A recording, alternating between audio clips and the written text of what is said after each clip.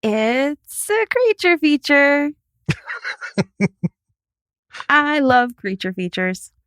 It is. It's yeah. I mean, I guess it's a creature feature.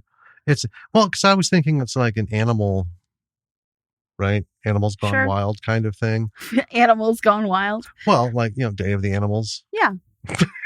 Which just leaves nothing to the imagination, and for some reason, the animals all do things off camera to people. Settle down there, hot shot. Yeah. Oh, hot shot. Hot shot. That's a Day of the Animals joke. You'd have to see it. Yeah. I think we've talked about it. Maybe. Yeah. Good old Leslie Nielsen. Yeah. Hot shot. Listen here, hot shot. It's like a weird form of Tourette's. I don't know. What do we do? Hot shot.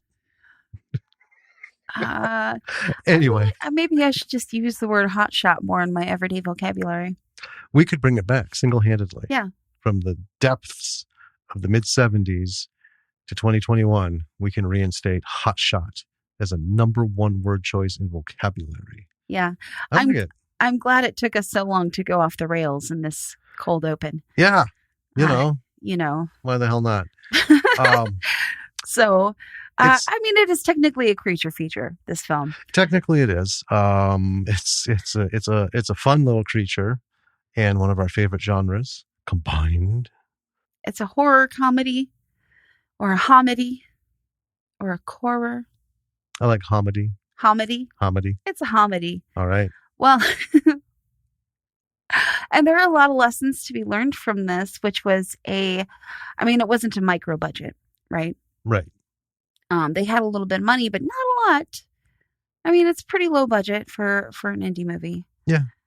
It's not shoestring, but and I think one of the big lessons we pulled from this was, know where to put your money. Yeah. And they did. Oh yeah. Yeah. Nailed it. It's fun. It's goofy. It's silly. It's well worth it. Yeah. Yeah. A 5-star homedy. Okay. Hey. Now you look like you're questioning it. Maybe. It was good. It was good. Yeah. And it's got some good. We talk about some really good stuff on this one. Not the least of which is trailers. Fantastic trailer. Yeah. I mean, I was sold the minute I saw the trailer. I was like, okay, yeah, we're watching this for sure. That's what it's all about. Yeah. All right. Well, Hotshot. Yeah, Hotshot. Should we dive into this? Sure thing, Hotshot. All right, Hotshot. Are we off? Let's do it. Hotshot.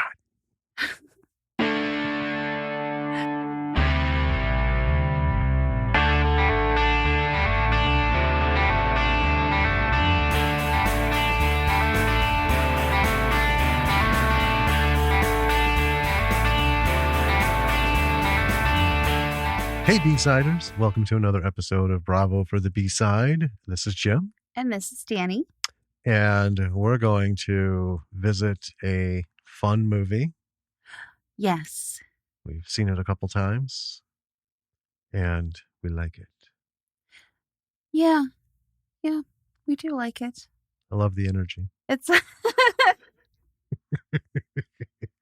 Well, I was thinking this movie's a real PSA about, dirty puns in film. It is. Rabid puns. Rabid pussy jokes. That's what it is. Yeah. I mean, the whole premise of this movie is it's so stupid. It is. Well, it's so dumb. And just the concept, but that's not a negative thing. No. Right? It's wonderful. It's not insulting. It's so stupidly simple that, it took till now for this to come into being. Yes. And when you start, there's no illusion as to what you're in for. Oh, no. I will say, folks who love the old National Lampoon humor films, Yeah. this is home run. You're gonna love this, right? If you're not a fan of National Lampoon, old or new, Hmm. keep walking. I mean, I even think this is a little tame compared to the old National Lampoon horror, comedy. Well, I mean, that's just it. The old National Lampoon was very in your face with like some of these, Oh, for puns sure. and stuff that they do. Now the situations were, yeah, a lot more graphic than what we're getting here. Yeah.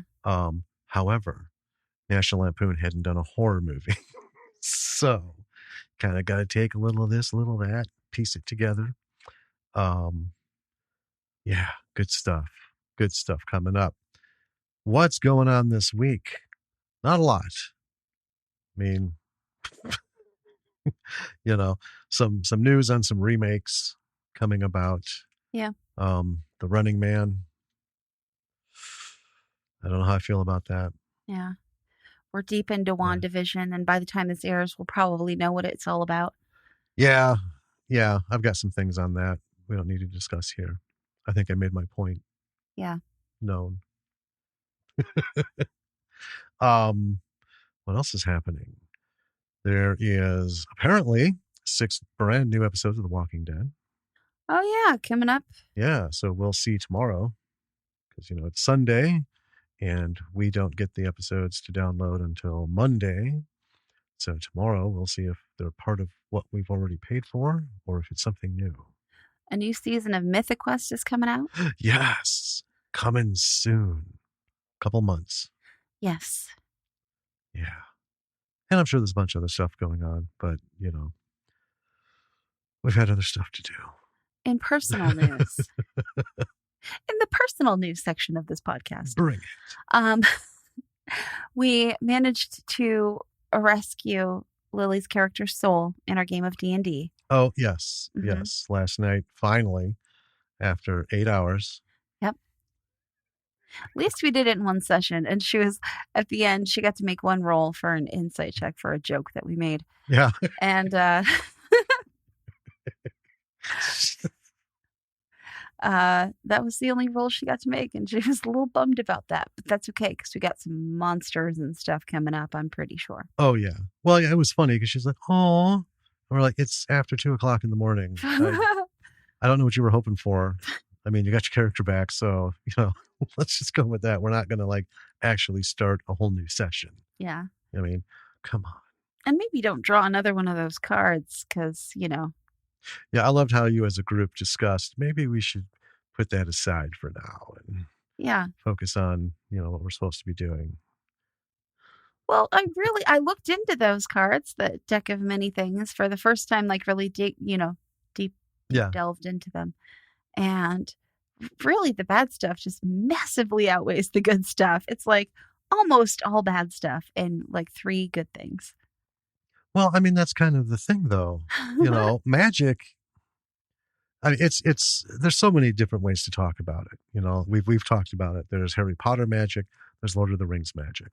There's Conan magic, there's fantasy novel magic, there's comic book magic. Magic has gone into all these things, right? And these different permutations.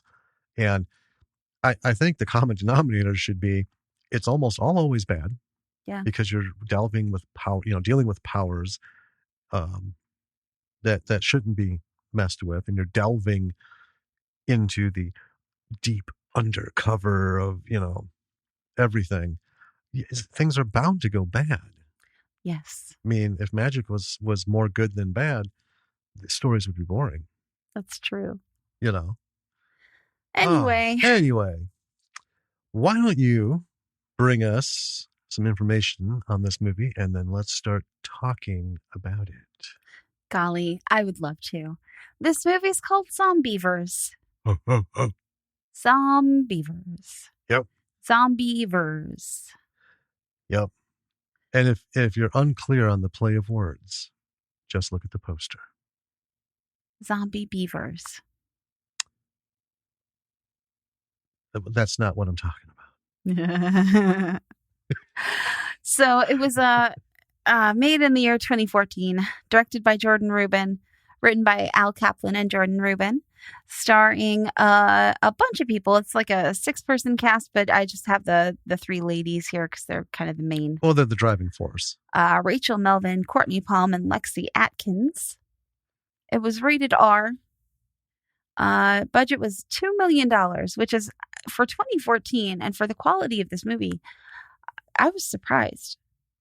Yeah. It well, okay. As far as the monster effects go, right? Not a ton of money put into those, but I just loved the heck out of them. But the technical quality of this movie is pretty good. Right. Well, so the monsters, they wouldn't get an A+. I think they're a hard B, which is not no pun intended for a B movie. Hard Zombeavers.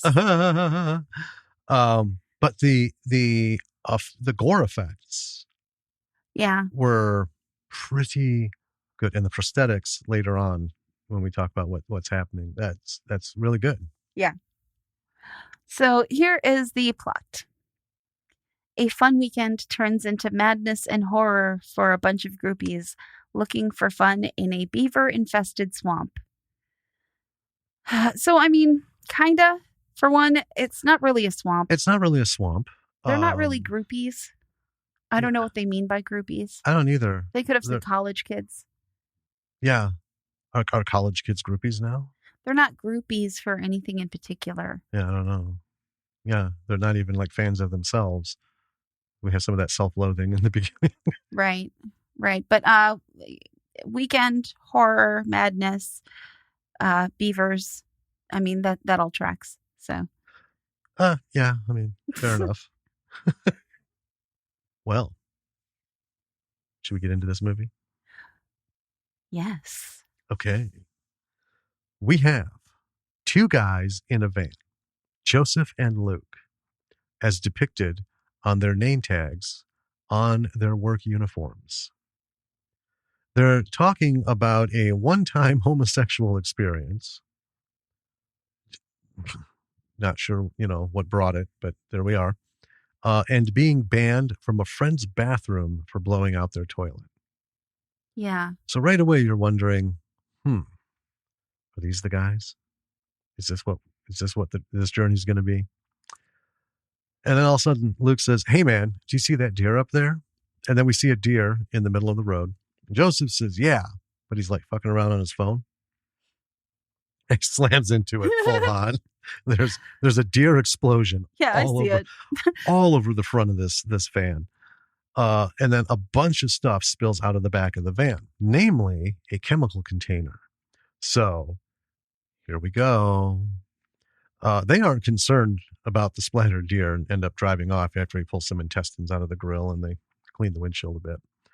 Well, I think he goes, "I don't think he's going to make it." Yeah. And then the credits, opening credits start to roll, and we see the container floating down a river. And I during the opening credits, there's this animated overlay. It's like a silhouette-y kind of. Yeah, and I just love it. Yeah. Because it's actually like little preview bits from the movie. Yes. Right. And it's going on and on. And I couldn't help but think this thing is traveling a long way.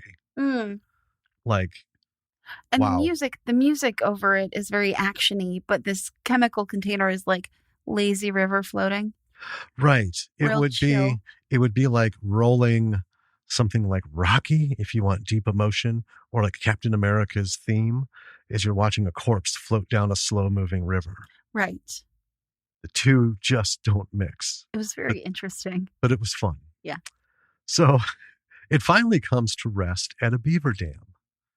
Why did it change it to dam? I'm going to change this right now because it bugs me. Fucking autocorrect. Dam with an N, not an M. Right? And usually they don't do that. I don't know. Anyway, so at the dam, there's 2 beavers. They're kind of checking this thing out, and it bursts, spraying them. My favorite part about it bursting is it's not like it hits the beaver dam especially hard. Right. It just like gently. Yeah. And then it doesn't get poked or anything. It's just directly in the middle, just poop, and like a cork popped out of it. Might have been like a soda can. It just couldn't take it anymore. So yeah, sprays them completely. And then now we have a young woman crying, holding her phone, and we see that she's in a service station bathroom. Then she fixes her eyeliner, and she gets a text from Sam, because it says Sam. Yes. Saying, I'm sorry. And then there's a pounding on the door with a very guttural, gotta shit call. She opens the door. There's this old trucker. She leaves. He rushes in. And she gets into a car with two other young ladies. Yes. And they're kind of driving down the road. And the plan is to have a girls' weekend. Yep. Also, they have a dog. Yeah, little Jack Russell. Little dog. I like Jack Russells. They're cute. They're the best movie dog. Oh, yeah. Yeah. And their rule for the weekend, because one of them is having guy problems. So the rule is like no texting, no phones. And you get the sense immediately that like no one's going to listen to that. Yeah. So then we see near the river, there's a young boy fishing. And his hat, weirdly, it says #1 dad on it. Yeah. So I'm like, oh, okay. Still his dad's cap. Whatever. Whatever's on his line pulls his reel into the water, his whole pole. Yeah. Right. And then something comes up from behind and gets him. And then we cut away. Yep. Back to the girls. They're arriving at their cabin in the woods, their getaway. And we see as they're kind of driving by, there's like a raft, like a little floating dock in the middle of this little like pond. Yeah, I think I call it like a dock raft or a platform raft. Yeah. But we know it's that big square yeah. wood thing floating in the middle. It's been anchored there. Mm-hmm. And it's in the middle of like a little pond, although the girls are like, it's a lake. And I'm like, that doesn't look like a lake to me. The man who went up a hill and came down a mountain. Right. It's all perception. So they get out of the car, the dog runs off, and then they're planning to go swimming in the lake. And this neighbor lady comes over and she knows one of the girls. And at this point, they've all been introduced by name, but I am just going to call them Glasses, Blonde, and Bitch because I don't think their names are important. I already know where we're going with this movie. Yeah, I know. It's going to be confusing, I think, but we'll make it work. Because I got their names and I used them. Yeah. So inside the cabin, Blonde, who was in the service station bathroom earlier, right away goes to the bathroom to check her phone and she's got no service. Yeah. She comes back and Glasses calls her out. She's like, oh, no service, huh? And then Bitch goes into the bathroom, and as these two are talking about it, Bitch from the bathroom starts screaming when she realizes that there's no service. And Glasses is like, there is a landline. It's not like we're completely without, connection to the outside world. And she looks at her like, a what? Oh, yeah. Ew. Ew, it has buttons. So the girls get changed to go swimming. And right away, we get the first tits of the movie. Yep. As Bitch takes off her top. And behind the girls, because they're on that little raft in the middle of the pond. Mm-hmm. I'm not going to call it a lake. It is not a lake. No, it's a pond. We see the #1 dad hat floating by. Yeah. Da, da, da. That was a pretty good sound effect. The winds of terror. And that wasn't even on your soundboard. I know. Maybe I should record some sound effects, put them on the soundboard. Right? I don't think I have any creepy sounds on here. No, I've got Halloween stuff. Yeah, like screams and growls and stuff. I've got 14 witches laughing. Why do you need 14 witch laughs? It just ended up that way.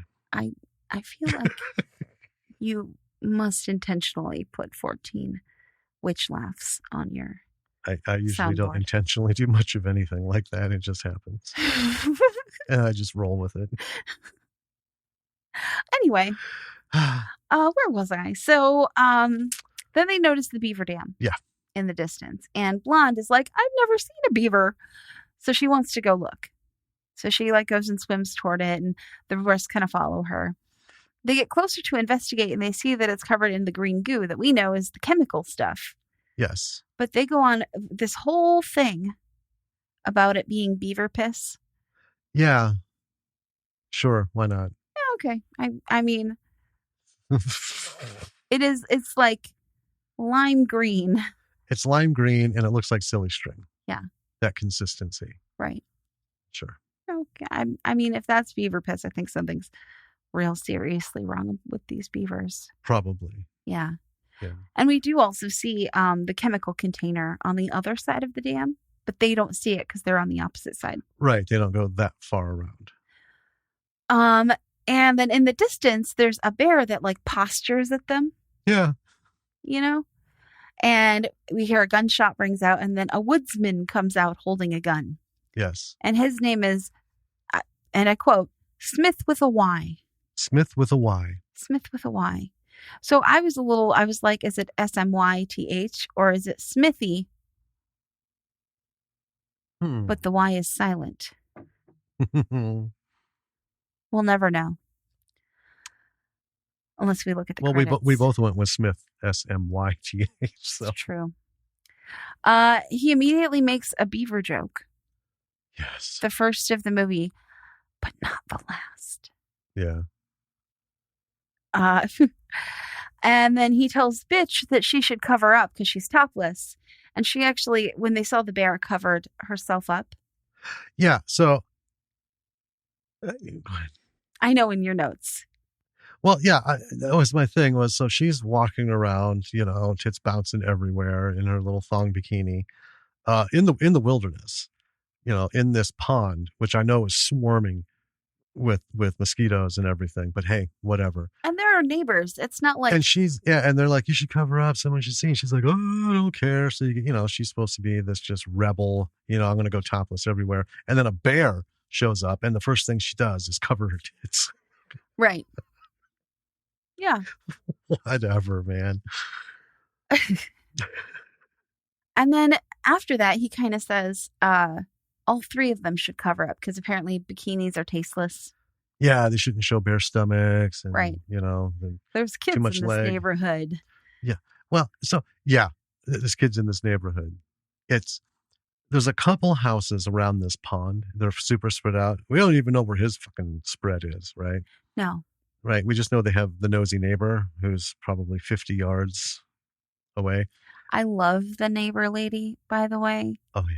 She's just fantastic. But that's all there really is. Yeah. So I don't know what kind of neighborhood you have in the middle of podunk nowhere. Right? Yeah. Anyway, so the girls walk back to the cabin. Yeah. And then it's night. They're in the living room, eating popcorn, drinking beer, playing Would You Rather. Not the most original, but, there it is. Outside, we have a POV moving through the grass with beaver sounds. I love that you call it beaver sounds. Well, I initially called it beaver sounds because I didn't come up with the sounds thing yet. We'll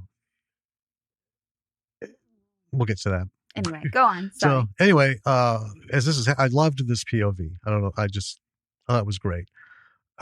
It's literally a spotlight on the ground.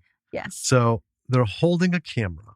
Someone's shining a small spot. It wasn't a flashlight. No. Flashlights have a very, distinct light signature. So it's a small spot. And that's what we're following through the grass. So I'm still trying to reconcile that. I don't know. in my head, is it beaver vision? Is that how they see? I don't know. So anyway, we're back inside. The ladies are still playing around. Then they hear a thud, and then two more thuds. And Zoe, bitch, grabs a flashlight to go look. Jen, blonde, and Mary, glasses, go out on the porch. They hear another thud. Then the front door slams shut. And then a figure comes out of the shadows towards them, and whoom, it's a guy. His name's Tommy, who immediately turns around, bends over, and farts at them. Wait. The theme has been sealed. Wait. Oh, wait, what do you have? I thought I had a fart sound. Oh, I wasn't. That's not what I was. Did you think that's what I was making? Wow. That's pretty much what we got. Kind of, yeah. And they might have used that same one because it's free. Mm-hmm. Fart 03 yeah. is the name of that sound. Someone's sitting there going, "That's right, motherfuckers, and I get a penny every time someone uses it." That's right. Rolling in those coins. And then there's another guy with them, and this is Zoe's dude. Didn't get his name right away, but we'll get to it. And then another thud comes from inside.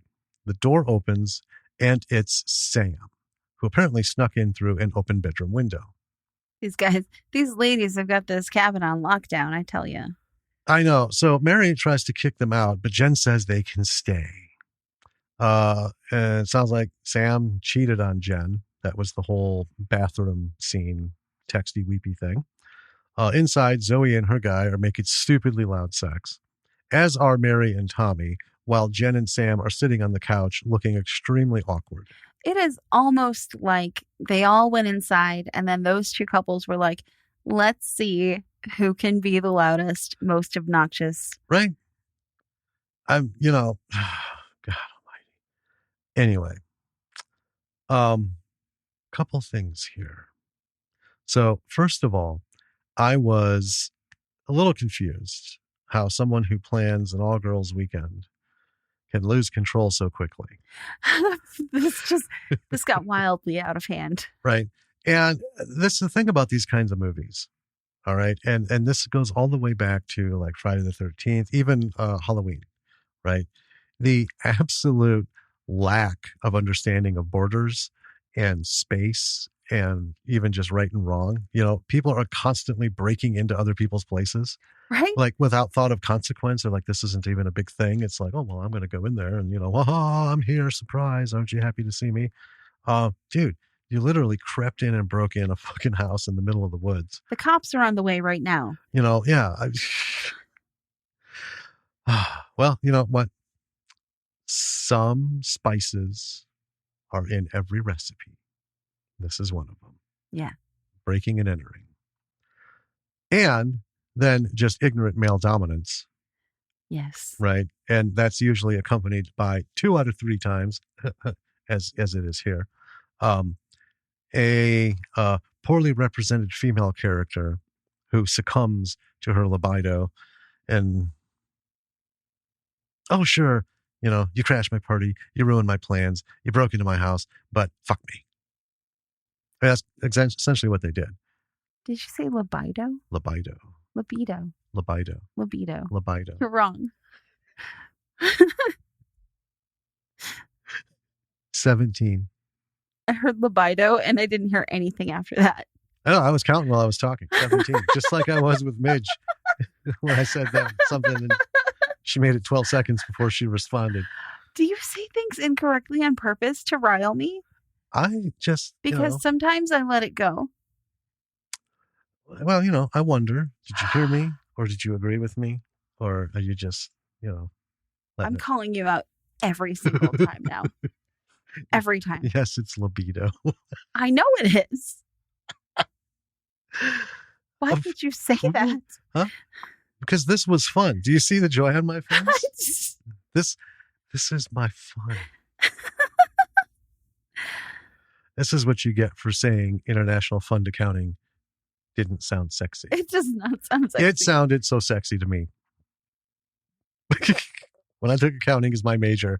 Listen, I'm not saying it didn't sound sexy to you. I'm just saying it doesn't sound sexy to me. It does universally. And some of us respond to it. Anyway. Wow. So. Oh my God. So Jen and Sam, like I said, are on the couch looking awkward. And there's like a harsh confrontation.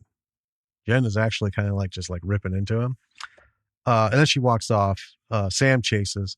He tries to kiss her. She kisses back. And at that point, I got to admit, this was a nice little scene. Because right then I thought, oh my God, do these writers have no concept of women at all? These just mindless dregs. And as I'm running that through, she knocks his balls into his throat. Yeah. Yep. Hard knee. And I was like, okay, my bad. Yeah. And he is, there's a photo, like she caught him cheating because there's a photo of him kissing some other woman. Yeah. At a party. Yeah. As the back of the woman's head. Yeah. Okay. So Jen decides to go take a shower. And as she's taking off clothes, she hears something knocking in the tub. She thinks it's Sam. So she starts bitching, throws the curtain back, and nope, it's a Zombeaver. The first Zombeaver. It starts growling and chasing after her. She runs out, tells everyone there's a rabid beaver in the bathroom. Yeah. And the little dog is sniffing at the door. Sam has a bat. He's an idiot. He's also the smartest one there. And they all go to the bathroom door. Tommy grabs the bat, opens the door, storms in. Nothing there. And then Zoe's guy starts to mock Jen. And then all of a sudden, the Zombeaver comes out of the sink cabinet. Yeah. And causes him to scream like a little kid. And then Tommy beats it to a bloody pulp with the bat. I love it. Yes. Lots of thud, squishy sounds, blood spurts coming up. Here we go. Can you, for the sake of our listeners, describe the Zombeaver? Describe the Zombeaver? Yeah. The effects of the beaver. Do you mean the lack of puppeteering? Yes. Okay. So it's beaver size, because for those of you who have never seen a beaver, and not, being condescending, a lot of people haven't seen a beaver. In real life. Yeah. And when they do, they're like, fuck, these things are huge. They're large. Yeah. A lot of people imagine them the size of like a plump guinea pig, right? Something like that. And then you look at them and they're, fucking massive. And so anyway, they got that part down. So we have this beaver, first of all, who looks haggard. Yeah, it's like a pibbled beaver. It's got white eyes. It's got its Zombeaver teeth. And it's got little legs and a tail, none of which are being animated or manipulated.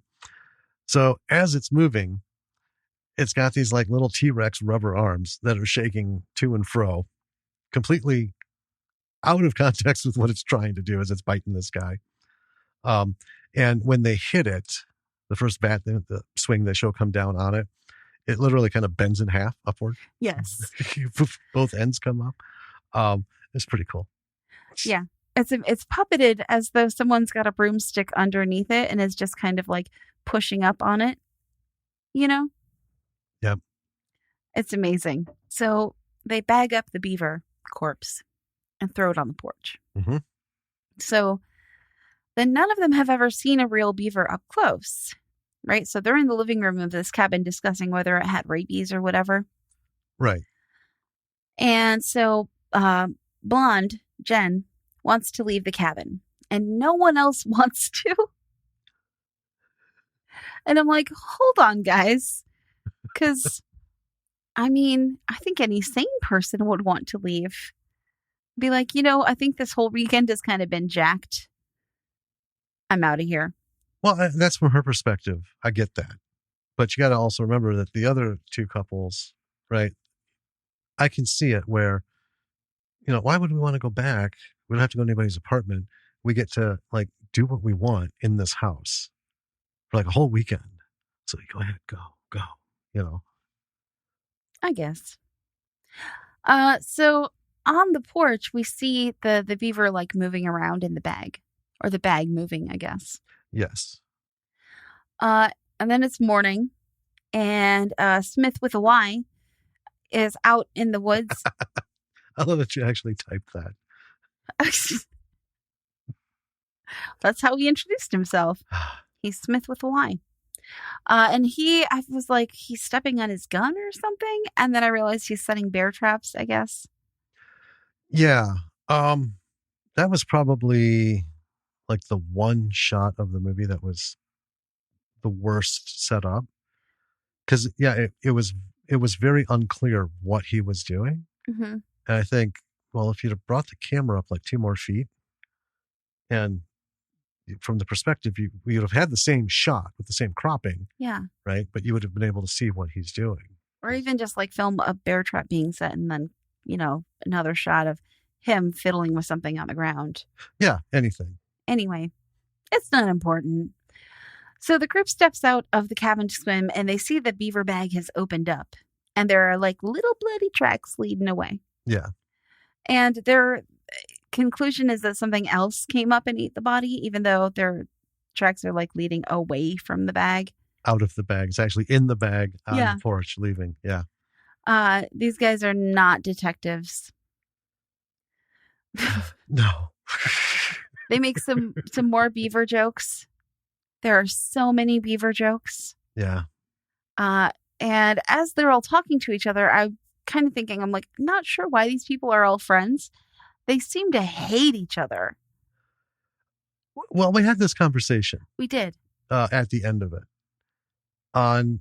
It's hard to reconcile all these people being 6 people. 6 people, not one of them is similar to another. Right? Yeah. So if you had a 6-pointed diagram and each one diametrically opposed, and then you did crossover, everybody's diametrically opposed to everybody else, and nobody has anything in common other than 3 of them have dicks, 3 of them have vaginas. That's the only thing that links them into like 2 identifiable groups. Yeah. But it's something to talk about later. You just don't get that vibe watching. It's true. You really missed an opportunity for a beaver joke in that little explanation there. I don't think I missed it. I think I just left it. Anyway. So I named the guys also. So in my notes, I refer to them as other things. Oh, yeah. So Tommy is Jock.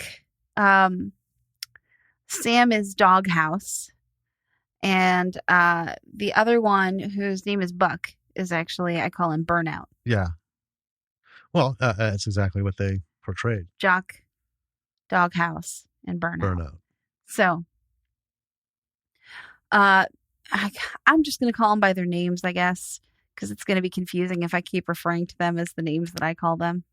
I think you can do what you want, because I don't think the listeners truly give a shit. I think they can figure it out. This is about lessons. That's true. We're not trying to memorize memorable characters, because there are none. So, do what you want to do. So Glasses and Doghouse are discussing the photo. So this is not Blonde, right? Because it's Blonde and Doghouse are paired up. Right.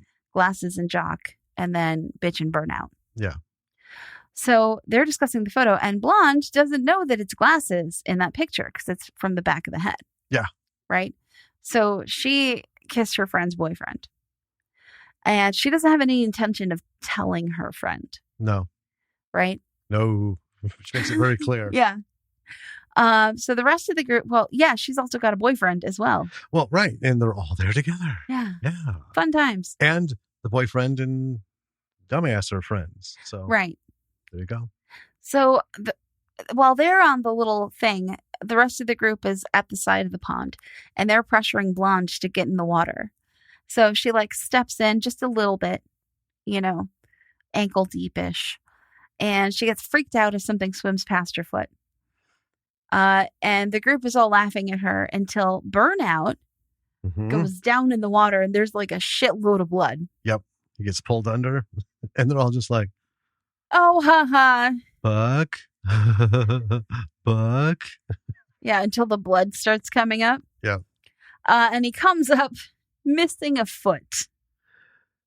Yeah. Well, he's holding his foot. I was going to say, we know he's missing a foot. Yes. Because he comes up, he's screaming, all of a sudden he lifts his severed foot out of the water. Yes. So they all freak out and swim. This is hilarious because they're like 5 feet from the shore. Yeah. But they swim further into the lake. Yes. Toward the raft. Yeah. Okay. And they pull Burnout up there, missing his foot. Right. And the effects are like goofy, campy, but they're pretty bloody, which is fun. Well, yeah, there's no letdown. Yeah, and the foot is like a B grade rubber foot. You know what I mean? like it's better than what you'd find in a Halloween spirit store, but it's it's not a great foot. There's been better. It's recognizably a foot. It is. So, Blonde, who's at the shore, runs into the house to use the landline, but the beavers have chewed the phone lines through. And this is a theme in this movie that I just fucking love. Yeah. They play these beavers like they're serial killer mad geniuses. Right. This isn't like a Day of the Animals. No. Where they just all went fucking nuts and don't actually look like they're going nuts. You know, it's like these beavers have a plan. Yeah. You know, it's amazing. So the friends on the raft are fending off the beaver pack, which has come up to the raft, while Blonde is attacked in the house by a beaver that's somehow gotten in there. And I love these goofy beavers. They are wonderful. They're really endearing. If I could find one on an auction, I would probably bid on it. Oh, I would get one. Oh, hell yeah. Yeah, we'd hang it from the ceiling over above the TV. Mount it. Like a little beavalier, a little beaver chandelier. Yeah, beavalier. Yeah. And then Doghouse grabs Bitch's dog, who's on the raft with them, and throws him in the water as a distraction so that they can get away from the beavers. Yes. Loved it. Yes. Okay.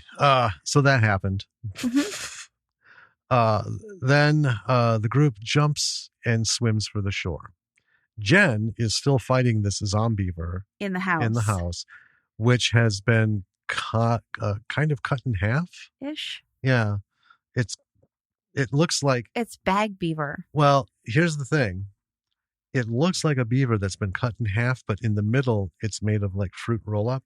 Yes. And as you pull it, it stretches. It was weird.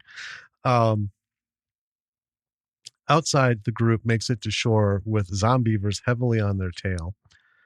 Inside, Jen stabs the Zombeaver with a knife, pinning it to the counter. So now it's night, and Zombeavers surround the house. Inside, they're figuring out that the Zombeaver is a Zombeaver. Right. I think it's a zombie. So Sam stabs it, but not in the head. It looked like in the head, and then it was like in the neck. Yeah, that's what I thought. Again, it was confusing. Yeah. So odd angle.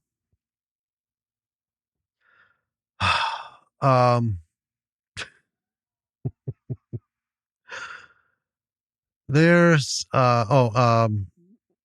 then they head to the living room. Zoe's giving Sam shit, giving her like stink eye for throwing her dog into the water. Yes. And by the way, the dog didn't make it. They made it very clear. Right. It was pretty sad sound. It was off camera though. Spared the soft-hearted. There is a little like outtake. Oh, okay. Yeah. Now we'll get to that towards the end. So then there's an argument. Zoe decides to out Mary as the girl in the kissing picture. Yeah.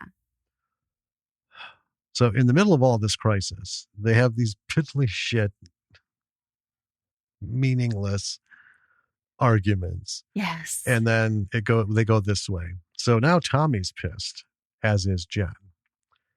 Outside, the Zombeavers are still gathering. And then the one that's pinned to the counter starts thumping its tail. And this is like a call. Yeah. To the other ones. Boom, boom, boom, boom. And it's actually legitimately kind of creepy. It is. So, now they're talking about getting Buck to the hospital. And I love that he has his foot in a big freezer lock bag. Yes. It's been hours. Tommy says he'll take Mary's car and take Buck to the hospital, then send help. So now Zoe wants to go too. So they go outside and the Zombeavers aren't there. So they get to the car, get Buck inside, and then drive off. Inside, Sam, Mary, and Jen are looking out the window, and a Zombeaver slams against it. Bam! And it's like a bird hitting it. Yeah. And I thought, anything that hit a window that hard to cause it to splatter blood, beavers are heavy. Zombies are not. Should have gone right through that. But anyway. And then we cut to the neighbor, Mrs. Gregerson. She's complaining about the noise to her husband. She thinks the kids are having a party. And he's sitting in a chair petting his dog. So he, kind of ignores her. She just goes upstairs, says goodnight. Then we cut back to the husband, and we see him petting not his dog, but a Zombeaver. Dun, dun, dun. So let's just talk about this for a second. I understand it was supposed to be the dun, dun, dun movement or moment. But what did that beaver do to that dog in such stunning silence? These beavers are mad geniuses. These beavers make the weirdest sounds, and they are anything but silent. They're like assassins. I don't think they are. I think they're like club-footed baboons stomping through. I believe in the beavers. Anyway, the beavers have a plan. It was kind of kitschy. Yeah. That whole scene. But anyway, he's petting the fucking beaver. So the writing's on the wall. We know what's going to happen, right? So on the road, Tommy finds that the road has been blocked by a fallen tree. And they see a pickup on the side of the road that they missed as they drove past it. Well, as they see the tree, Zoe goes, the beavers did this. Yeah.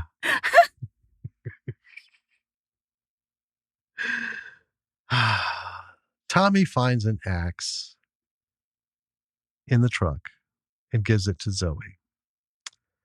And I'm not clear on Tommy's plan here, to be honest. No. He said some words, and we both kind of looked at each other like, what? What is it? Yeah. It was like, you go back, I'll go on foot or something. Yeah. Neither one of us got it in notes as to what it could have possibly been. No. It was just like, huh. Anyway. So Zoe is in the car, and then we hear Tommy scream. Now, Tommy didn't get far. He's like 5 feet behind the fucking car. Right. Right. She gets out, and Tommy has been crushed by a tree. I'm like, oh my God. And then a Zombeaver leaps into the air at Zoe and is suddenly blown away by Woodsy Guy Smith. With a Y. With a Y. So they all get in his truck with Buck and drive off. Well, yeah, Zoe, Smith with a Y, and Buck. Tommy's dead. Yeah, Tommy was precision kill. And then it showed the beavers laughing at the stump. Yes. It was amazing. So back at the cabin, we have the remainder of the group doing the boarding up the house scenes. Right. But the wood doesn't seem to be deterring the beavers. And I'm like, oh, big surprise. Right. They actually make a comment. What's the one thing beavers do? Chew wood. How do you protect yourself against beavers?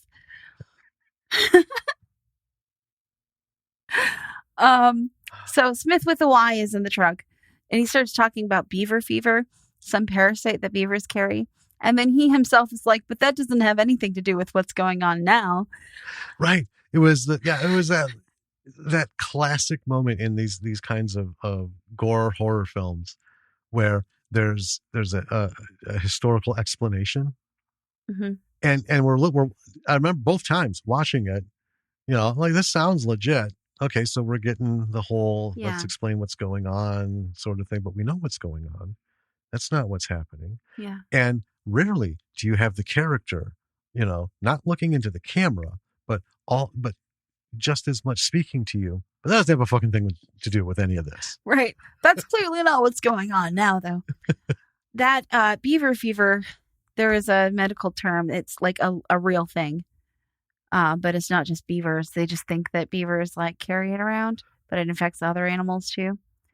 Yeah, it's a parasitic infection that causes all kinds of misery. But it doesn't matter because that's not what these beavers are. It is not what these beavers are all about. So back at the house, Doghouse is beating off a beaver. Clever. This movie makes it too easy. Then they see the truck pull up with Smith with a Y, bitch, and Burnout. Yeah. They start trying to unbar the door. Mm-hmm. And so those three are on the porch like, let us in. And inside they're like, we're trying, but we nailed up the door, so it's going to be a minute. And Burnout's sitting on the porch facing outward, right? Because he doesn't have a foot. Right. And he's like, you guys, you should probably turn around. And they do. And there's a bunch of like dead beaver eyes staring at them. Yep.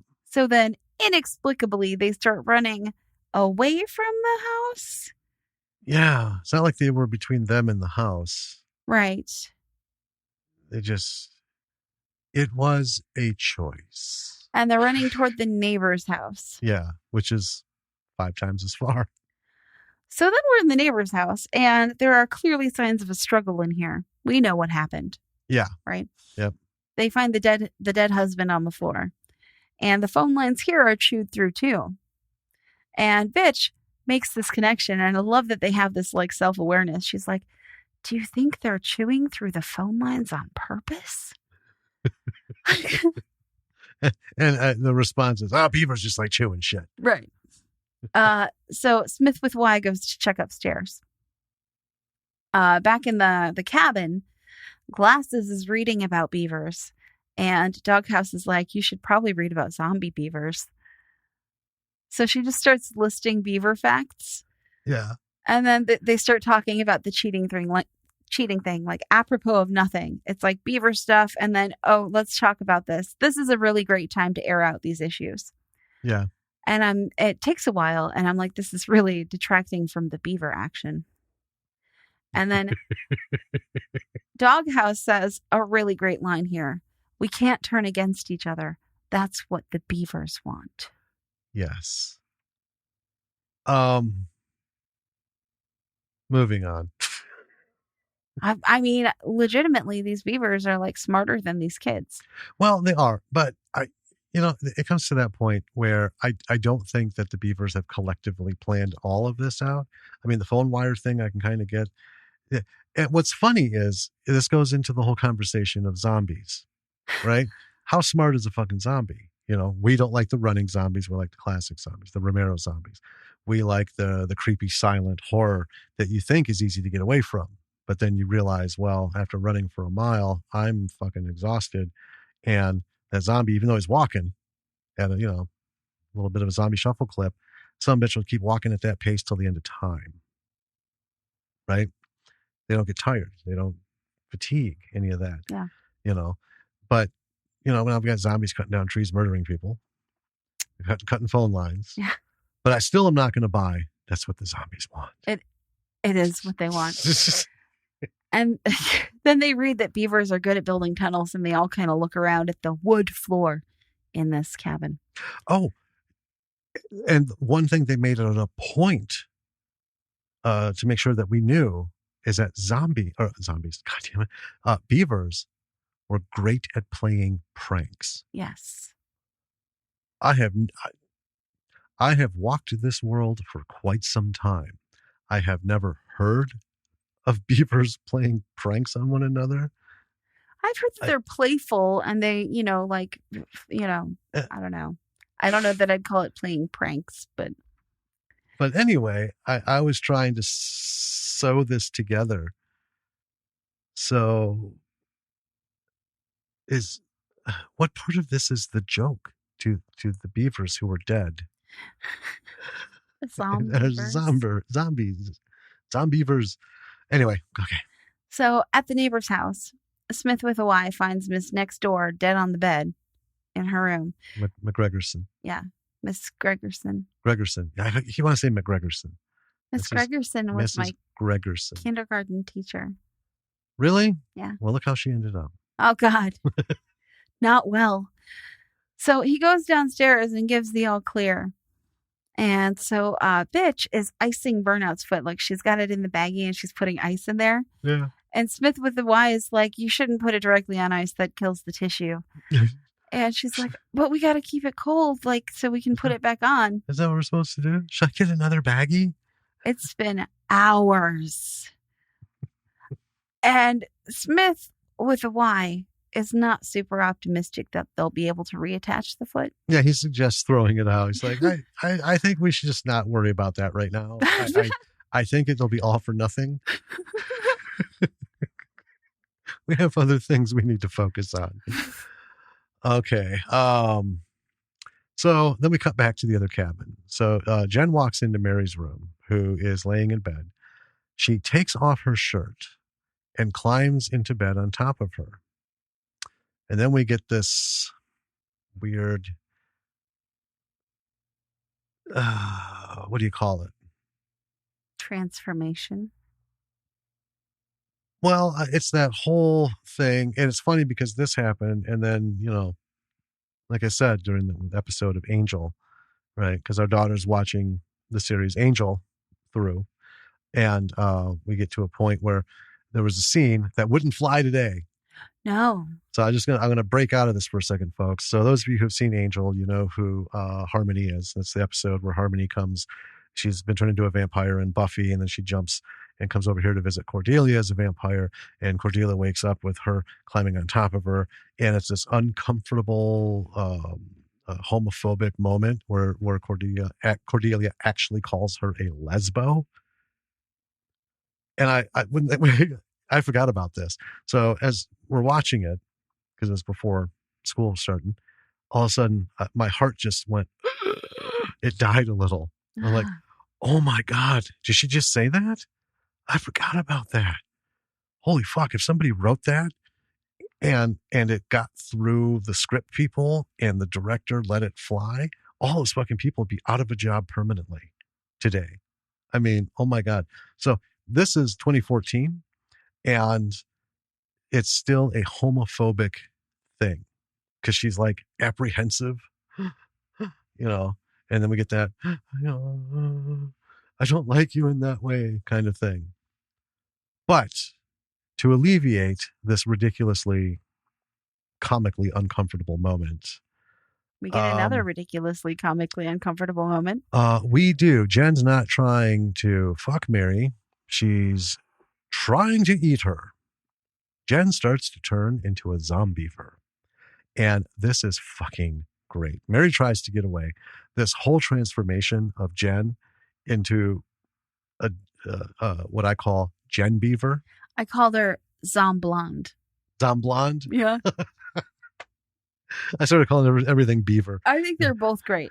So Jen Beaver looks fantastic. It is awesome. This is where the money went for the effects. Fuck those beavers, man. This was the payoff.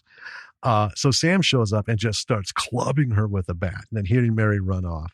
So now Smith with the Y is going, we're back with him. I love that it cottoned on with you. He's going to cauterize Buck's leg. So this whole time, nobody has thought to try and cauterize this stump at the end of his leg. He's just been free bleeding. Yeah. Well, they had him tied. Yeah. But it wasn't great. Yeah. So they hear a noise and they go look.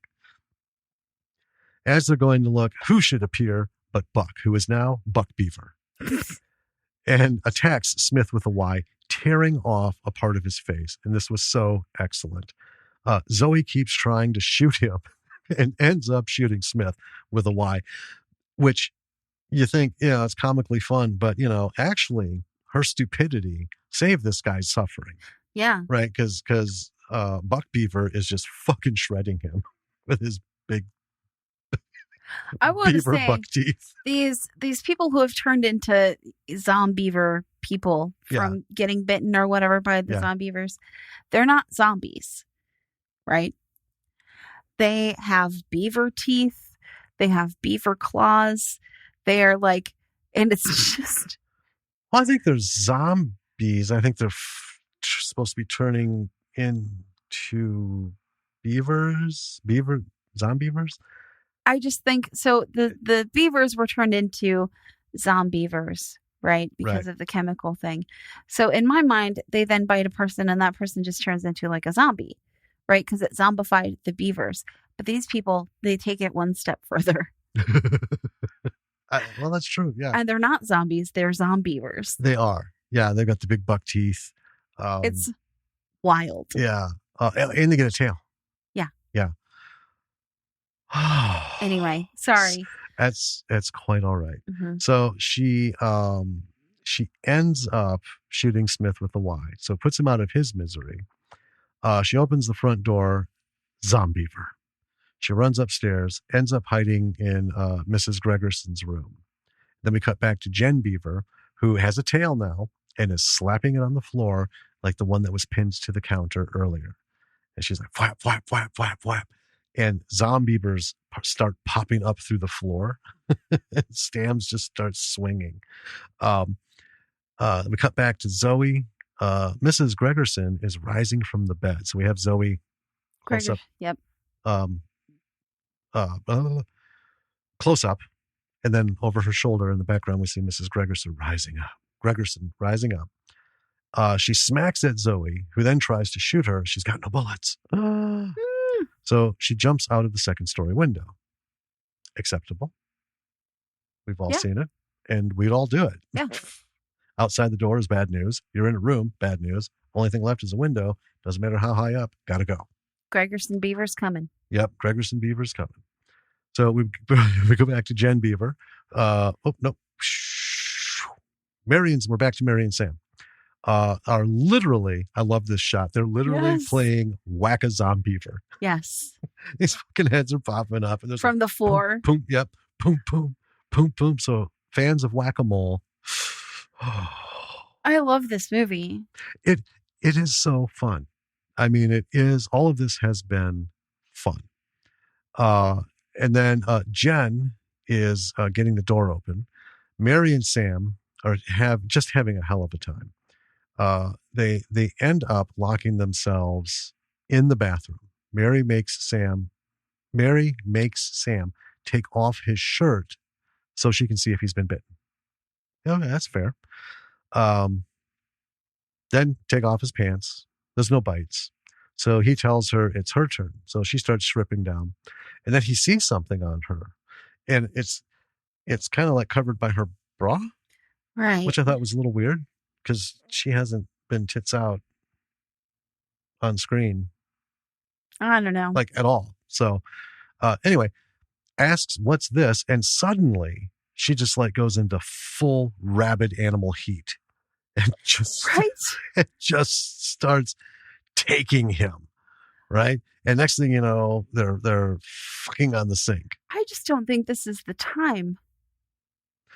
I would be highly suspicious if we were in this situation and I'm like, what's that? And suddenly you're like, hey, no time like the present. But get busy. Every one of these guys,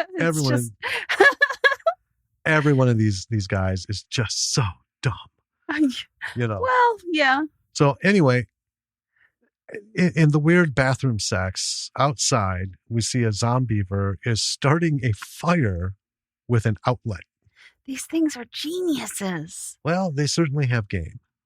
So in the bathroom, Zomblonde, otherwise known as Jen Beaver, comes through the floor in the bathroom while those two are fucking. She's been tunneling. And bites off Doghouse's dick. Yes. That. Just like straight for it. Chomp. It wasn't a, like, implied, where she like goes in, and there's a scene, like they usually do it like from behind and her head comes forward towards his crotch and then you hear something and stuff. Oh, no, no, no. Oh, no. We know exactly what's going on. I know. Because not only do we hear it, yeah, but we get a bit of a visual confirmation. We do. And I just love how she shoots through the floor like a proud orca doing a jump out of the ocean. Yes. It's just amazing. And then, so Glasses is like done with that. So she leaves and tries to make her way through the house when the truck, Smith with a Y's truck, plows through the wall. Yeah. And it's bitch who jumped out the window, somehow still alive, to the rescue. Yep. So Glasses gets in and they peel out. And I just think this movie, like, it's just what the doctor ordered if you need campy, ridiculous horror. Mm-hmm. So on their drive away, this is my favorite part of the movie. We start to see all of these Zombeaver creatures. Yes. Right? We see the neighbor Zombeavers. We see Zombeaver Smith with a Y who fires a fucking gun at them. Smith with a Y beaver. Yeah, Smith with a Y beaver. Yeah, fires a gun. Yeah. A zombie firing a gun. You know what it made me think of? Zombie with a shotgun. Only that was way cooler. So they end up crashing and the Zombeavers close in. Even the bear is a bear beaver now. Yep, bear beaver. I love that. Yeah, I love it.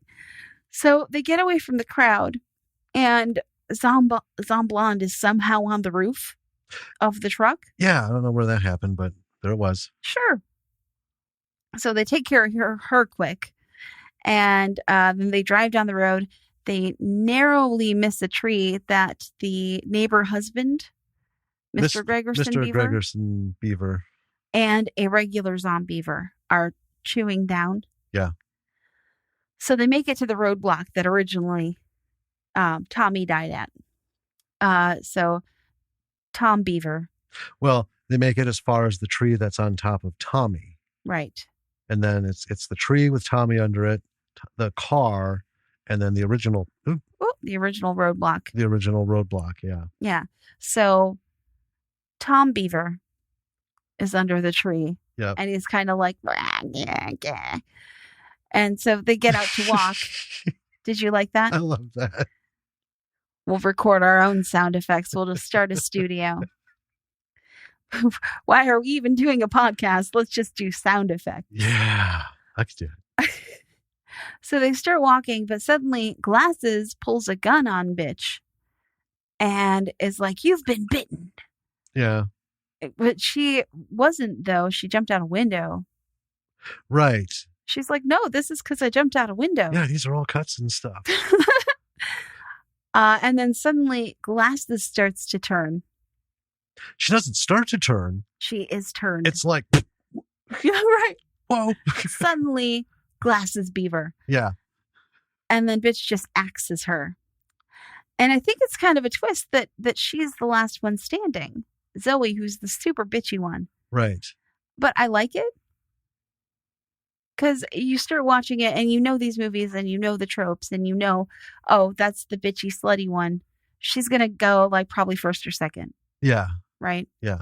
And then, it's just, I mean, there are a lot of tropes that go with these. So you kind of figure out like who's going to go in what order. They usually go in the same order. Let's wrap this up quick because that's one of the talking points. Oh, okay. Yeah. I don't want to stall it. Anyway, she walks till daylight and she sees a truck. And then it's the drivers from the beginning of the movie. And again, looking at the phone and Luke goes, "Hey, do you see that?" And he's like, "Yeah, I see it." And see then that girl up there? You see that girl up there? And then just bam. She gets slammed by this truck. Yes. And it's kind of a perfect ending for this movie. Yes. And then. Yeah. And then. Arguably one of my favorite elements, not parts of me, but one of my favorite elements of this movie is we actually get a song, Zombeaver. Yeah. And it's sung Frank Sinatra style. Yes. So we have somebody crooning about Zombeavers. Oh, yeah. And a couple episodes we talked about, oh man, I miss the days when movies had the title song actually about the movie. Right. Not like, just someone singing some weird song for James Bond or, Thor Ragnarok was great, but, the immigrant song wasn't written for Thor. Well, no, it just fit pretty well. Yeah. But this. It's particularly written. Bam. Yeah. And then watch the end credits, because the whole thing are these beautifully wonderful outtakes. They're so cute. Yeah. Like they clearly had a lot of fun making this. Well, and that's kind of the thing is it makes the movie more fun. It's weird. You watch it, you have fun watching it, and it's weird how seeing something towards the end can make you feel like you've had more fun in the past 90 minutes, right? Because you do get that sense of, they knew exactly what they were doing. Again, they didn't pretend that this is something other than what it is. They knew exactly what they wrote. They shot it exactly how they wanted, and they told the story exactly the way they envisioned it. Yeah. And you see that. And we've picked at a few things, as, is easy to do in these kinds of films. But it is fun. That's why it hit our list, because it's got some great lessons. And then keep watching, because the outtakes stop. And there's a little bit of just like, straight credits. But then there's a bit at the end. We don't want to talk about it. You have to watch it. It's great. And the pun should be self-evident. And if you do, you watch it and you're listening to us talk about it, and you can see what we're talking about with all the lessons and stuff that we're going to cover. And at the end of it, you're like, I still don't get what that last pun was. Shoot us an email. We'll be happy to share it with you. So that's Zombeavers. That is Zombeavers. Mm-hmm. Let's talk about Last Girl Standing. Let's start with that, because we just started with that. Yeah. So, I pegged her as first to die, probably the first time I saw it. We've talked about this, and we talked about it with Terry and Julia and several other people about even Alistair, the last person standing. And usually in these movies, the slut, like the hardcore, right? A lot of these films, especially in the 80s, they're all promiscuous to the point of, come on, man. There's a formula for horror movies, and it's, Well, that's just it. And Zoe fits into the first three. Yeah. That will get killed. She'll be one of the first three, if not the first, to go down. And it's usually the worst, the most grotesque, the most time spent on screen for death, the most blood, the most gore, the most, floppy, flappy skin or dismembered, whatever. Or first nudity. The first nude person. Right. Well, first nude person usually starts to follow suit with that whole thing. Yeah. Right. So if you think of like Friday the 13th, the women in the movie who had their tits out were also the ones who were, like, just, I'm here to bone, I'm here to bone, I'm here to bone. Okay. Well, those are the ones that, got it first. Right. Right. And in Friday the 13th, the whole thing was Mrs. Voorhees was, if the counselors hadn't been fucking, my boy wouldn't have drowned. So that's logical. Yeah. Right. But then you get Halloween, Mike Myers. He's an opportunist. He's not on a mission. Sure. Right. He can clearly see. So she's watching TV with the kids. They're cooking stuff in the kitchen, and they're having a little bit of a chat on the porch. Oh, but these two are fucking and oblivious to everything. I'm just going to walk right in there. And he does. I'm going to kill him. And he does. Yeah. So, but this one, she very deliberately tits out. And before that, makes it clear that she's the least likable one. Well, that's the thing. And I actually I like that they subverted this trope with this movie because they also did it with her character throughout the movie. You know, I named her bitch. Yeah. Right? At the beginning of the movie because I was like, okay, that's the personality they're trying to go for with her. Right. But as the movie went on, you kind of get to know her a little more and she's still a bitch, but she's also like she doesn't give a shit about anyone's opinions. You know what I mean? She's right. She's pragmatic. She's not stupid. She is what you would expect a young woman to be, only they gave her a bitchy attitude. It's not her willfulness that makes her a bitch. She's just a straight up bitch.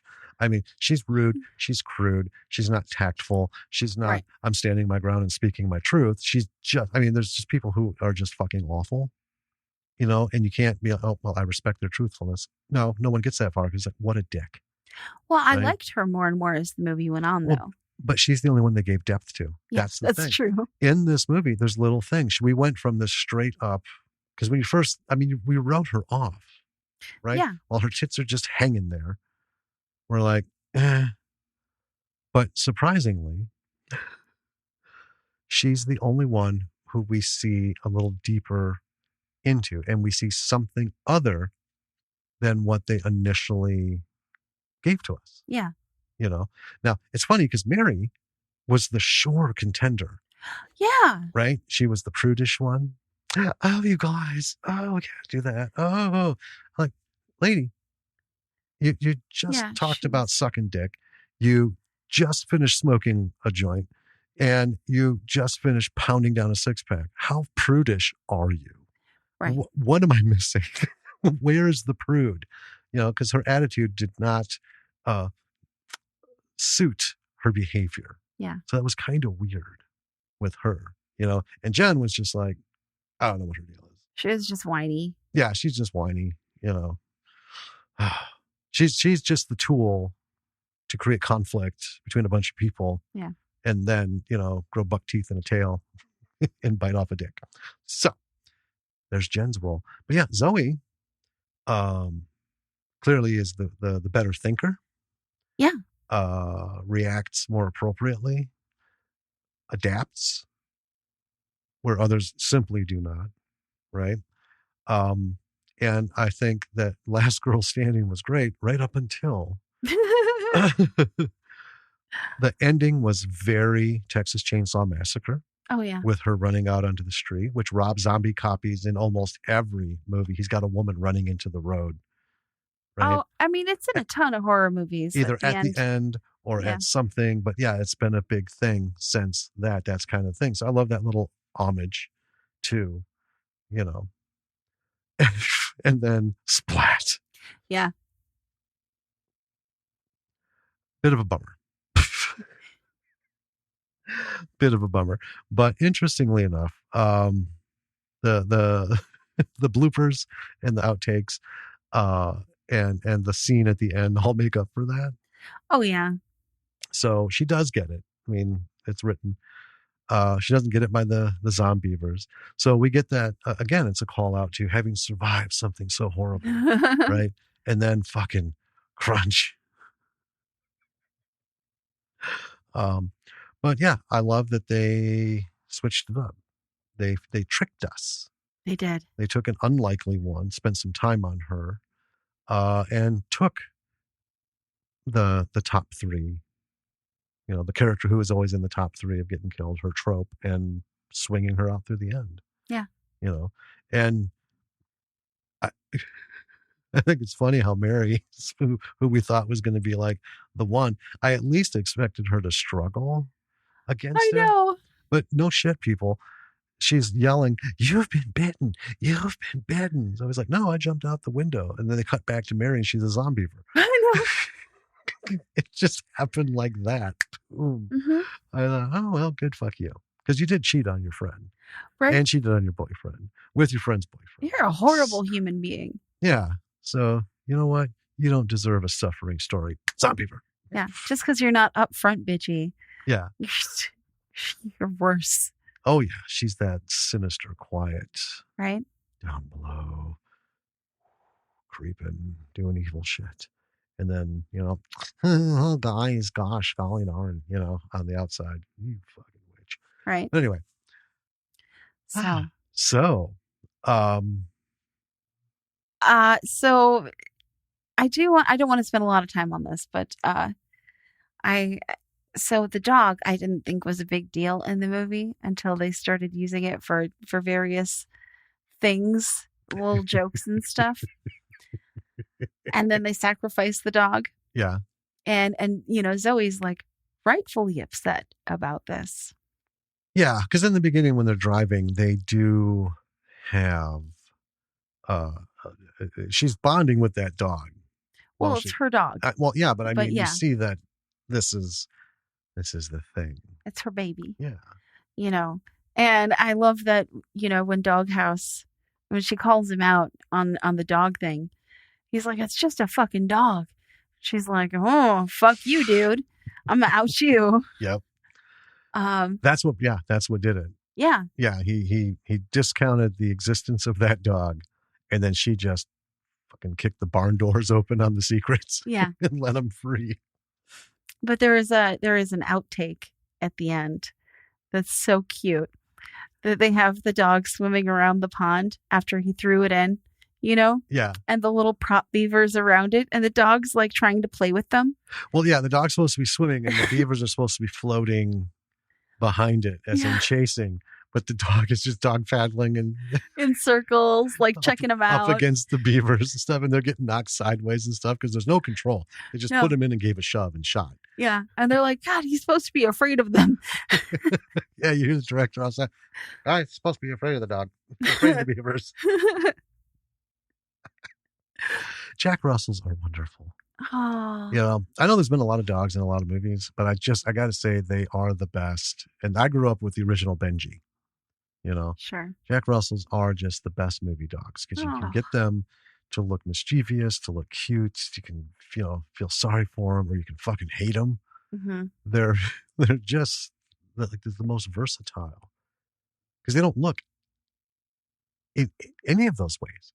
No, they don't immediately look adorable. Oh, and they don't immediately look like what a fucking asshole dog, right? It has to be a couple actions and the interactions that make it happen and make you perceive it that way. But yeah. Now I want a puppy. Okay, don't start. Anyway. You get the girl going on it. So one of the things that I felt like they did completely right in this movie is they put their special effects where it really counted. Yeah. Let's talk about that. Yeah. So the beavers. Goofy. Not super fantastic. No. Not going to win awards, but they didn't need to be. No. Right? They needed it was very much an Ed Wood style creature. Oh, for sure. Right? For sure. If you're going to get attacked by a snake, all you need is a rubber snake. You don't need all these fancy animatronics and stuff. What you need is Bela Lugosi to grab it, slam it to his face, and then shake it around while he thrashes. And that's pretty much what these beavers were. That's what they were for. In fact, one of the outtakes was funny because about the beaver, Zombeaver in the tub with Jen. Yeah. Comes up and you hear the director, guys, the leg. And it's a little weird rubber leg stuck on the way they had it. And it was supposed to be just a headshot. So you see the guy adjusting it. Like, how's that? Better. And then you're laughing. So, yeah, it really wasn't important because a lot of it wasn't even the beavers, like the glowy eyes. Right. That was drawn in. Oh, yeah, that was post. Yeah, there was no beavers out there with glowing eyes. They just added eye sets. No. Made them smaller as it went further back. Yeah. And in the dark, one of my favorite kind of shots that they have in this movie is all the Zombeavers out in the dark in the lawn. Yes. And it's like the cartoon of all the eyes coming out of the dark.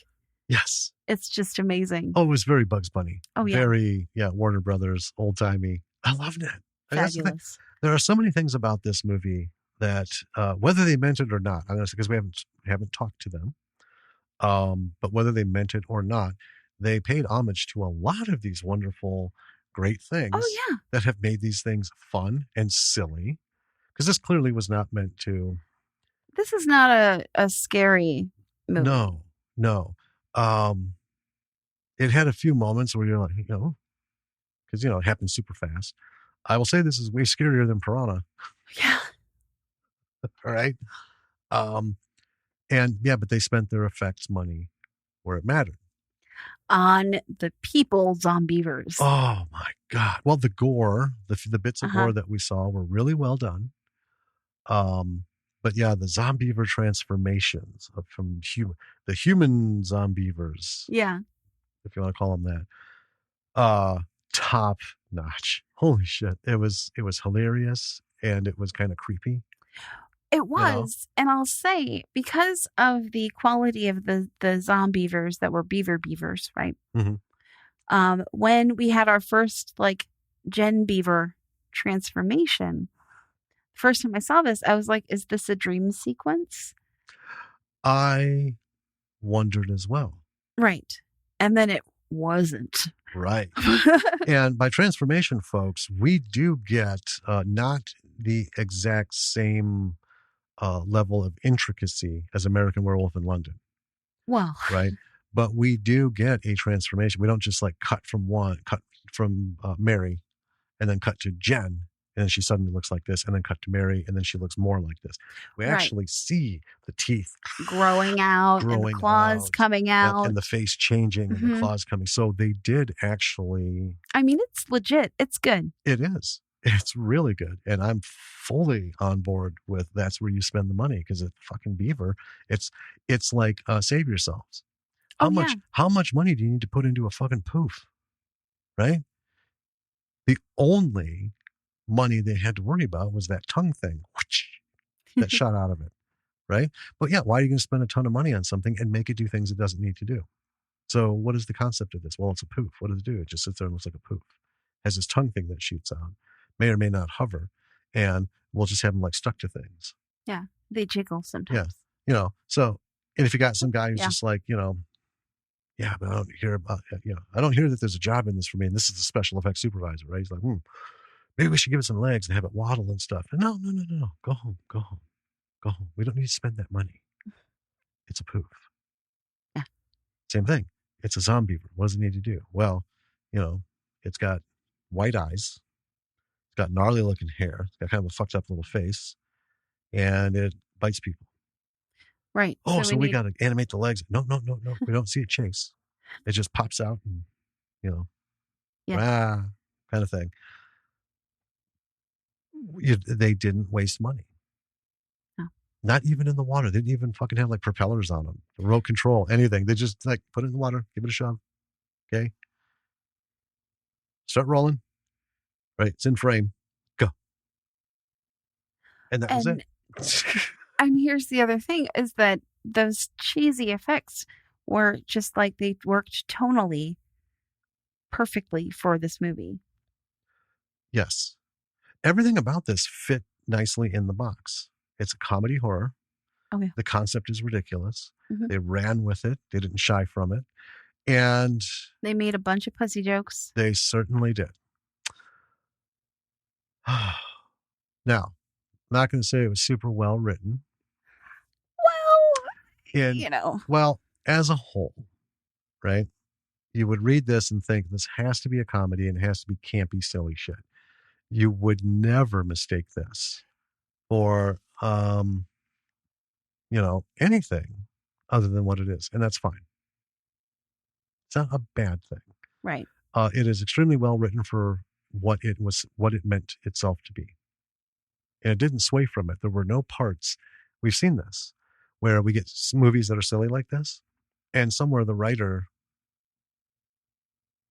is like, oh, I'm going to try and swing this more to the serious level. Add some credibility.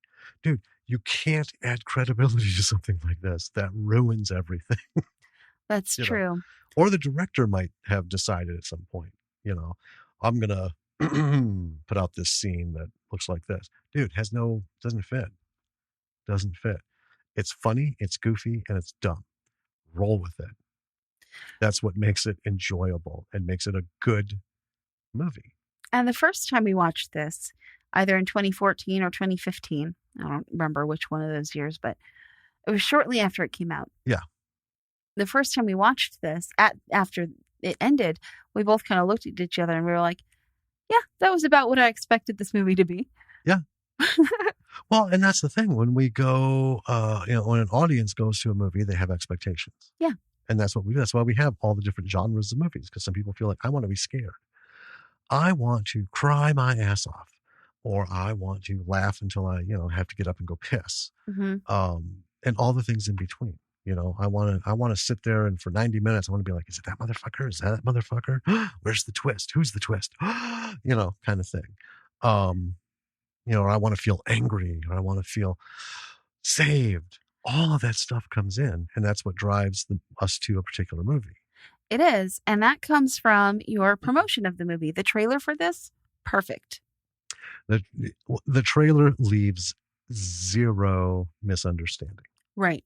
And I think that's awesome. And I've seen a lot of trailers. So, I mean, that's something we haven't really talked about a lot is putting together your trailer for your film and how important that is, not just as a promotional material for your film, right? But as to set expectations for it. Yeah. Because you don't want to have a trailer. Well, yeah, I want to talk about that because we have talked a couple times about trailers. We haven't gone into it. Okay. But I think, so obviously this isn't for writers. This is for the director. When you put your shit together, I think a 2.5-minute trailer is a fucking travesty. Oh, God. I think, here's the simplest way to put it. A trailer should be the elevator pitch that you made either to yourself or whoever gave you the fucking money for this movie. Right? Yeah, 60 to 90 seconds. 60 to 90 seconds. There's nothing worse than watching trailers. We've not gone to movies because we watched the trailer and we're like, it's very, very obvious that's the fucking answer to whatever the question of the movie is. Yeah, I just saw the movie, I guess. So there we go. Well, we've done it. We were like, oh, God, I hope that's not. And we go see the movie and we're like, oh, fuck, it is. That was the big giveaway. Why do they do that? They give shit away in the trailers. I think that is dumb. That's just low intelligence, right? It's not a mistake. It's just pure fucking stupidity. When you put together a trailer, again, it should be the pitch. And I will say this, if you're writing something, even if it's for you and you're going to direct it and you're going to hire all the people, if you haven't written a pitch before you begin, if you haven't written the log line, if you haven't done the elevator pitch to yourself, stop. Because that's your whole Bible. It is. The pitch is the beginning, middle, and end, right? Boom, boom, boom. No details. Just here's how it begins. Here's where shit kicks off. And here's how, the resolution, or since it's a trailer, you don't want to give the resolution away, but you have to express the confrontation, right? What is the moment where we identify the potential loss for this character? We need to have the tone, the challenge, and what's at stake. Boom. Now, for something like this, not really a challenge. Yeah, it sure is. They're fighting zombies. Maybe. Well, we have the tone, though. That's the thing. The trailer follows the movie precisely in tone. Mm-hmm. They show just enough of the erroneous comments, the puns. So clearly, I know what I'm getting into. Yeah. All right. So, and then it's Zombeavers. Okay. Well, we saw the title, but necessarily, well, we get a couple shots of what that's about. And then we get some confrontation. We don't get a clue of the resolution. Right. But we get some confrontation shot. And that's what you do with horror. It's better to show the confrontation, the minor parts. And yeah, we went into it knowing exactly what we were, expecting. And like you said, that's about what I thought it was. Yeah. Which is a good thing. Well, yeah, because we were looking for something silly and fun, hopefully with gore. Yeah. Right? Yeah. So listeners, you know how Danny loves gore. I love me some gore. Buckets of blood. Excessive gore. Yeah. The more the better. Mm-hmm. So this is a good example of trailer making. Yeah. And, again, if you have a 2.5 minute trailer, that's too much. I mean, have you ever watched a trailer and you get into it and you're like, God, is this trailer still going on? That's too long. We've watched 4-minute trailers. I know. Like 4 minutes. That's a short film. Okay, that's 4 minutes out of 90. That's a massive chunk. Yeah. Right? And as usual, those 4-minute trailers have all of the key moments, which is what you don't want. They have the reveals. They have stuff. The only thing worse is the trailers that show a bunch of shit that is never made it into the movie. That's a whole separate episode, though. But yeah, I think, in my opinion, I would say the trailer needs to match your pitch, the elevator pitch, not your 20-minute conversation with someone, right, in your detailed documents. And you can't really get that deep into this world anyway. What is it? 3 girls, 3 guys, college kids, zombie beavers, out in the middle of nowhere in some weird little lake. Done. Okay. I don't need to know the history of the lake. I don't need to know where where that barrel came from. I can write this all on a chalkboard as an algebraic equation, and it's going to add up. Yes. Yeah, this is a formula. I can see how this is going to work. All right, I'm down. Now, interestingly enough, I want to switch to some of the technical things. Lighting was really good. Yeah, standard, which makes that POV of the zombie with the spotlight on the ground so weird. Right? It was weird. That's the kind of thing you see with folks who just have a camcorder and a flashlight. And I mean, this is 0 budget stuff. So to see that in here, it's still like, it tingles my brain. But I don't think what was going on. I don't think that was the Zombeavers. I think that was the boys finding their way to the house with the flashlight. You think maybe? Yeah. Okay, I could maybe see that. I don't know. But anyway. It was right before the boys. Anyway, that whole thing, so that whole scene was the most amateurish looking, because that's what we've seen in no budget and all this stuff. Other than that, everything was really good. Mm-hmm. The interior shots were perfect. I mean, clearly they had lighting. They weren't wrestling with. They were framed really nicely. Yeah, $2 million will get you some good gear. These actors were good also. They were. Their parts were ridiculous. Yeah, I mean, But we didn't have that stiffness. No. Right? That we get in some, indie films. They were experienced professional actors. They knew what they knew what to do. I have to say though, so the actress who played Jen, there's a part in the movie where she, as Jen Beaver, has got her beaver tail, and she's supposed to be hitting it on the floor, and you can tell that the actress was like struggling with getting that tail to actually slap the floor. Yeah. But okay, so sometimes that stuff happens. Yeah. Right? I think practically it didn't quite work out the way they thought it would. No, which is funny.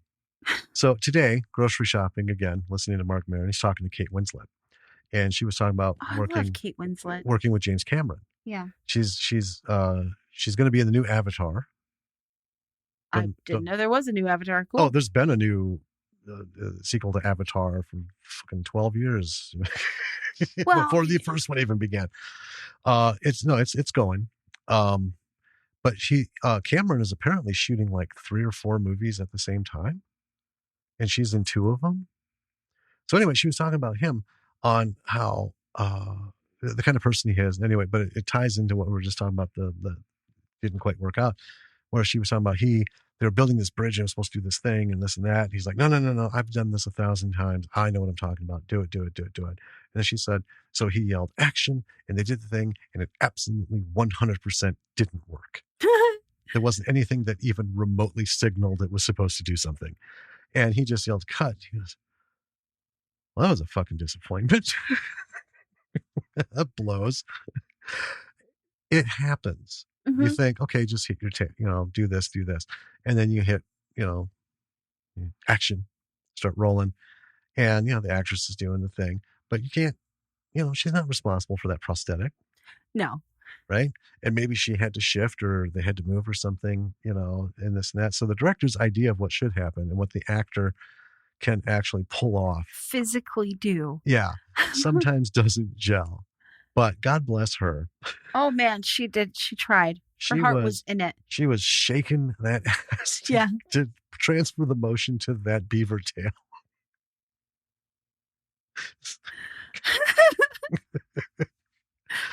Oh, man. So high marks for that. For sure. Absolutely. Mm-hmm. Let's see. The sound we didn't have any sound issues.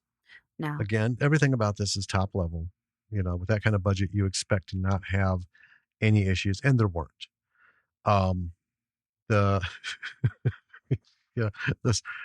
They paid for the song at the end, which is a huge plus for me because I just and crooner style. I'm in love with these people. Yeah. And their idea processes. Oh my God. Yeah. I don't know that we would ever try to write something this outrageous. Well, it's just not our we like dark humor bailiwick. And stuff, and we like and we love watching this stuff. But as far as writers, this is not something we would write. This isn't our wheelhouse. Yeah. Right. But we love to see what other people come up with. That's why we watch any of the innumerable Piranaconda, whale wolf, Sharktopus versus werewolf, and Terracuda. 6-headed sharks, 7-headed shark. I even tons of people have been sending through Twitter direct messages, to Asylum. When are we going to get 7, 8, and 9? Yeah. I want a 12-headed shark. I want something that looks like a fucking dog toy. Hell yeah. 14. It's just a ball with shark heads and it just kind of like rolls around. Like a Katamari ball of shark heads. Yeah. I love it. About that. I'm into it. I wouldn't write it. Get on it, Asylum. It's not our thing, but I am dying to see someone else do it. And Asylum is the one who's going to roll it. So, yeah. But anyway. Just okay. Picture this. A Katamari ball of just shark heads rolling through the countryside like a rogue Ferris wheel. You know what I'm talking about? Oh, yeah. Except it's a full ball. Yeah. I've got to see that. It's like, yeah, I don't know how, it would just be like, the mouth, mouths opening and closing, and they're just, they roll over something, they're chewing it up a little, at a time, and leaving. Someone's going to make it happen eventually. We wait long enough. The whole thing about Zombeavers, the lessons are right there in terms of quality, what you can do, where you should put your stuff. Excellent on effects. Is it important to put money into this? Is the creature actually the thing? If it's a simple thing like this, do you need to really dive into it? Now, making the shit is never cheap. I mean, if it costs $1, that's $1 more than free. Yeah. Right. So we get that, but yeah, the prosthetics and the transformation makeup and effects, all of that justifiably says the beavers don't need to be anything special because they don't do anything. You know what I mean? Yeah. Yeah.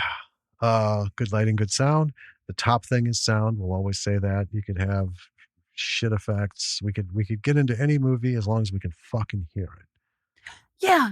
And we've seen a couple that were just like, oh my God, Yeah. And I've stumbled on some like watching it, but like on Tubi, especially, like I said, some of these movies are so bereft of funding that they can't even encode their stuff with the proper language. Right. So you can't get closed captioning for it. So it's like you're double fucked. It's Yeah. like, I'm never going to hear this. I'll just, no, okay. I guess we don't get captions because the language is unknown. Yeah. Yeah. And then writing, we've touched on it a little bit. The writing for this was kind of weak, but I think that there are a couple of different kinds of movies, and especially when you get into the horror genre. There is, the more serious horror, and then there's the campy horror, but there are within those two different, it's like binary, right? Right. Two different things that you can have your movie be. It can be it can be art, like a serious movie, right? Right. And it can be a serious, comedy. It can be whatever it is. And then there's the, like, I just flipped you off on accident. Yes, you did. It's accountant. So one. Then there's the movie that is more like an amusement park ride. Yeah. Where the story is not so important. The writing's not so important because you're really just there for the ride. Right. For the fun of it. Right. And this is one of those. So the weaknesses in the writing, which there were some weaknesses in it, didn't bother me so much. Well, because really, we've talked about before, other movies have shown how irrelevant a lot of that stuff is. Mm-hmm. A movie can be fun without, that's the whole thing of that whole backstory thing of God. zombie fever or zombie beaver fever. Yeah. And then at the end of that big diatribe, that has anything to do with what's going on now. I know. Totally different. You fucker. Clever. Excellent. Right? Yep. And it made it fun. We're getting some exposition about beaver fever, and then he's like, but that's clearly not what this is. It's making fun of the movies that do that. Oh, yeah. Because sometimes it's like, I don't even need that in this fucking movie. We don't always need the backstory of all this nonsense because it doesn't actually bring anything into, any sort of like different perspective. It doesn't make anything clear. It, in fact, like you said, all this is taking away from beaver time on screen. Yeah. Right. All this is taking away from Jason killing people. All this is taking away time from, Michael's fucking Slaughterfest. We don't need these long philosophical things. What we want to see is a gruesome end coming to somebody at the hands of a truly fucked up creature. Yeah. Like All Through the House, our Santa slasher. Yeah. We just, Santa chopping dicks and killing chicks, and all of that expositional backstory bullshit really took away from the, Well, yeah, we've talked about how it disengaged us from the movie. Yeah. Like, oh my God, is she still talking about this? I don't care. Maybe if we just let it run and go out and have a cigarette and come back, she'll be done. I mean, I thought about it. I know, just so did I, having to do it multiple times. So anyway, Zombeavers. Yeah. Zombeavers. Good fun. It's good fun. Good, dirty fun. And it's great lessons on, making a simple, fun horror without a lot of, in-depth stuff. And again, don't worry about your monster. Now, if your monster is the primary thing, right? And you're not going to be, because you can't afford. So that's the thing. Real quick, all those prosthetics and all that transformational makeup, that's expensive. That is super expensive. So if you can't afford all that, what you do have then has to go into the monster. You need to come up with something to bring that to us, even if it's a comedy like this. Yeah. A fun type thing. You got to give us something. And if anything has shown anything about anything, it's Thanksgiving. Putting money into that ridiculous fucking turkey puppet. And there is no way anyone could sit back and have imagined good enough. No, not good, not even close. It's absolutely fucking ridiculous. and they went the other way with it. They made it look even more ridiculous. They did, because, here's the thing about that turkey puppet. If you were not specifically told in the movie that that is a turkey, because he's like, I'm turkey. Yeah. You wouldn't know that it's a turkey. You really wouldn't. It's creepy that way. Yeah. But so anyway, that you can either make it super scary like Alien, right? Or you can just make it look really goofy, like Thanksgiving. Yeah. Put the money there. That'll work. Well, yeah. I mean, figure out where to put the money in your movie. What's important? What's going to be the thing that matters the most, really? Yeah. So. Well, with that. Yeah. You should go to our website. Yeah. It's www.lordsofmisrulproductions.com. I've made you say a lot over the past several episodes, haven't I? You have. That's why I just stood here doing nothing. Oh my gosh. Well, sat here. Listen, you said libido earlier. So. And it took you forever to process how to come back on that. Because you just kept talking and I was like, And you notice I kept looking you straight in the eye. I'm watching you percolate. Anyway. You're the worst. On our website, we have links. All the stuff. Yeah, all the stuff. We have links to the platforms that we're on. We also have the episodes on the podcast page. We have a link to our Patreon. Patreon has explanation of what you get for your tier, which is one single tier. Take a look.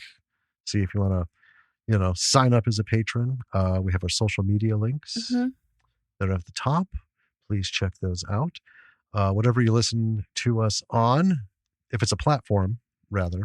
Leave us a rating and a review. Yeah, please leave a rating and review. Those are the important things. Yeah. Our blog is on the website. It's not a whole lot there as of late, but it gives you an idea of where we're at, what we're doing.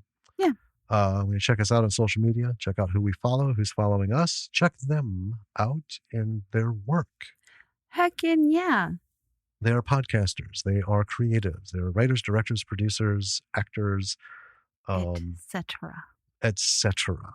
And see what's going on in the B-movie indie world. Wow. Yeah. I think that's all the things. I think that's all the things for this week.